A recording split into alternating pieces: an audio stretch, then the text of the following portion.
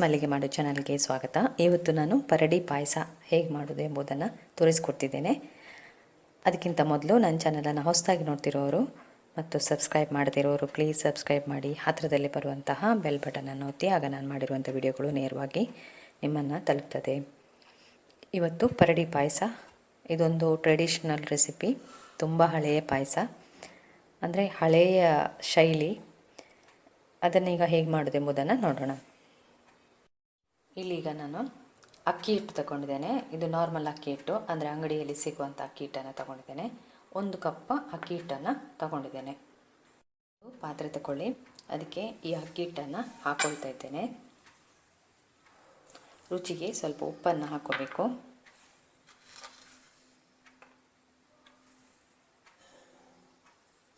ಉಪ್ಪು ಹಾಕ್ತಿದ್ದೇನೆ. ಇದನ್ನೆಲ್ಲ ಮಿಕ್ಸ್ ಮಾಡಿ ಇದಕ್ಕೀಗ ನಾವು ಬಿಸಿನೀರನ್ನು ಹಾಕ್ಕೊಳ್ಬೇಕು. ಬಿಸಿ ಕುದಿ ಬರ್ತಿದೆ, ಆ ನೀರನ್ನು ಹಾಕಿ ಕೈ ಹಾಕ್ಲಿಕ್ಕೆ ಹೋಗಬೇಡಿ, ಎಲ್ಲವನ್ನು ಮಿಕ್ಸ್ ಮಾಡಿ ಸ್ವಲ್ಪ ತಣ್ಣದ ಮೇಲೆ ಇದನ್ನು ಚಿಕ್ಕ ಚಿಕ್ಕ ಬಾಲ್ ಥರ ಮಾಡ್ಕೋಬೇಕು. ಹಿಟ್ಟನ್ನು ಚೆನ್ನಾಗಿ ನಾದ್ಕೊಳ್ಬೇಕು. ತಣ್ಣಗಾದ ಮೇಲೆ ಕೈಯಲ್ಲಿ ಚೆನ್ನಾಗಿ ನಾದ್ಕೊಳ್ಳಿ. ಆಮೇಲೆ ಇದನ್ನು ಚಿಕ್ಕ ಚಿಕ್ಕ ಉಂಡೆ, ಅಂದರೆ ಚಿಕ್ಕ ಬಾಲ್ಸ್, ತುಂಬ ಚಿಕ್ಕ ಬಾಲ್ಸನ್ನು ಮಾಡ್ಕೊಳ್ಬೇಕು. ಇದೇ ಥರ ಇಷ್ಟು ಸಣ್ಣ ಸಣ್ಣ ಬಾಲ್ಸ್ ಮಾಡ್ಕೊಂಡು ಇಡಬೇಕು. ಈ ಥರ ಚಿಕ್ಕ ಚಿಕ್ಕ ಬಾಲ್ಸ್ ಮಾಡಬೇಕು. ಎಷ್ಟು ಚಿಕ್ಕದಾಗ್ತದೆ ಅಷ್ಟು ಟೇಸ್ಟಿ ಆಗ್ತದೆ. ಇದೆಲ್ಲ ಸ್ವಲ್ಪ ದೊಡ್ಡದಾಗಿದೆ, ಪುರ್ಸೊತ್ತಿಲ್ಲ ಅಂದರೆ ನೀವು ದೊಡ್ಡದು ಕೂಡ ಮಾಡ್ಕೊಳ್ಬೋದು. ಇದನ್ನೀಗ ನಾವು ಬಿಸಿನೀರಿಗೆ ಹಾಕಿ ಬೇಯಿಸ್ಕೊಳ್ಬೇಕು. ಈ ಥರದ ಪಾತ್ರೆಗೆ ಅಕ್ಕಿ ಹಿಟ್ಟನ್ನು ಉಜ್ಕೊಂಡ್ರೂ ಆಗ್ತದೆ, ಅದನ್ನು ಮಾಡ್ಕೋಬೋದು. ಆದರೆ ಟೇಸ್ಟ್ ಮಾತ್ರ ಇದರಲ್ಲಿ ಅಲ್ಲ, ಅದರಲ್ಲಿ ತುಂಬ ಟೇಸ್ಟ್ ಇರ್ತದೆ, ಅಂದರೆ ಅಕ್ಕಿ ಬಾಲ್ಸ್ ಮಾಡೋದ್ರಿಂದ.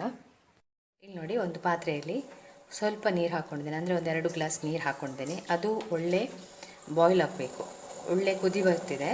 ಇದಕ್ಕೆ ಈಗ ನಾನು ಮಾಡಿಟ್ಕೊಂಡಂತಹ ಈ ಚಿಕ್ಕ ಚಿಕ್ಕ ಬಾಲ್ಸ್ ಇದೆಯಲ್ಲ, ಅದನ್ನೆಲ್ಲ ಹಾಕಿ ಬೇಯಲಿಕ್ಕೆ ಬಿಡಬೇಕು. ಒಂದು 5-10 ನಿಮಿಷದವರೆಗೆ ಅದು ಬೇಯಲಿ, ಇಲ್ಲಾಂದರೆ 5 ನಿಮಿಷ ಕೂಡ ಸಾಕು. ಇದರಲ್ಲೇ ನಾವು ಪಾಯಸ ಮಾಡ್ಕೊಳ್ತೇನೆ, ಅಂದರೆ ಇದೇ ಪಾತ್ರೆಯಲ್ಲಿ, ಆದ್ದರಿಂದ ಒಳ್ಳೆ ಬೇಯ್ತದೆ ಅದು. ಮತ್ತೆ ನೋಡಿ, ಎಲ್ಲವನ್ನು ಹಾಕ್ಕೊಳ್ಳಿ, ಅದನ್ನು ಹಾಗೆ ಬಿಡಿ. ನೋಡಿ, ಅಕ್ಕಿಯ ಉಂಡೆಗಳೆಲ್ಲ ಬೇಯ್ತಾ ಇದೆ. ನೋಡಿ, ನಾನು ಬೆಲ್ಲದ ನೀರನ್ನು ತಯಾರಿಸಿಟ್ಕೊಂಡಿದ್ದೇನೆ, ಅಂದರೆ 5 ಅಚ್ಚು ಬೆಲ್ಲ ಹಾಕ್ಕೊಂಡಿದ್ದೇನೆ, ಮತ್ತು ಸ್ವಲ್ಪ ನೀರು ಹಾಕಿ ಇದನ್ನು ಕರಗಿಸಿಟ್ಕೊಂಡಿದ್ದೇನೆ. ಅದೇ ಥರ ಒಂದು ಸ್ವಲ್ಪ ತೆಂಗಿನಕಾಯಿಯನ್ನು ತೆಗೆದುಕೊಂಡು ರುಬ್ಬಿಕೊಂಡು, ತೆಂಗಿನಕಾಯಿ ಹಾಲು, ಇದು ದಪ್ಪ ತೆಂಗಿನಕಾಯಿ ಹಾಲು ರೆಡಿ ಮಾಡಿ ಇಟ್ಕೊಂಡಿದ್ದೇನೆ. ಈಗ ನೋಡಿ, ಇದಕ್ಕೆ ತೆಂಗಿನಕಾಯಿ ಹಾಲನ್ನು ಹಾಕ್ಕೊಳ್ಳಿ, ಅದರಲ್ಲೇ ಬೇಯಲಿ ಸ್ವಲ್ಪ ಹೊತ್ತು. ಈಗ ಮಾಡಿಟ್ಕೊಂಡಂಥ ಬೆಲ್ಲದ ನೀರಿದೆ ಅಲ್ಲ, ಅದನ್ನು ಕೂಡ ಹಾಕಿ. ಬೆಲ್ಲ ಇಲ್ಲದ್ರೆ ನೀವು ಸಕ್ಕರೆಯನ್ನು ಕೂಡ ಆ್ಯಡ್ ಮಾಡ್ಕೋಬೋದು. ನೋಡಿ, ಪಾಯಸ ಆಗಿದೆ.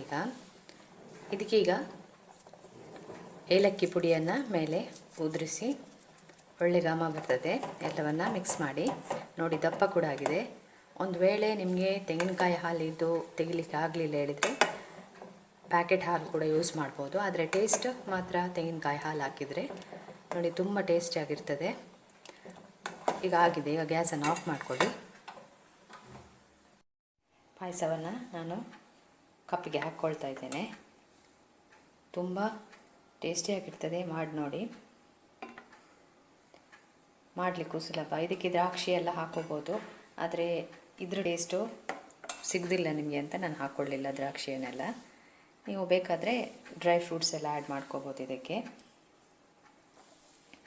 ಮೇಲ್ಗಡೆ ಸ್ವಲ್ಪ ಏಲಕ್ಕಿ ಪುಡಿಯನ್ನು ಉದುರಿಸಿ